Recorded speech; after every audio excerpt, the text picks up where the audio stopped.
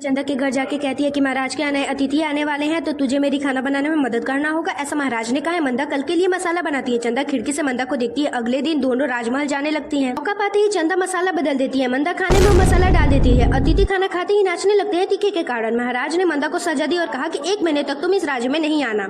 1 महीने बीत गए। मंदा देखती है कि चंदा की हमशक्ल जैसी एक औरत है तो वो इस बात का फायदा उठाती है। उस औरत का नाम अंजू था। अंजू राजा को जाके चिढ़ाने लगी। राजा के सिपाही चंदा के घर जाते हैं और उसे राजमहल ले आते हैं। महाराज उसे भी 1 महीने के लिए निकाल देते हैं, लेकिन चंदा कहती है कि आज भरूंगी कल चली जाऊंगी। चंदा नदी किनारे बैठी तो मंदा को आते देख छुप जाती है। वो देखती है कि मंदा 2 थाली धो रही है। चंदा उसके घर जाती है और अपनी हमसफर देख चौंक जाती है।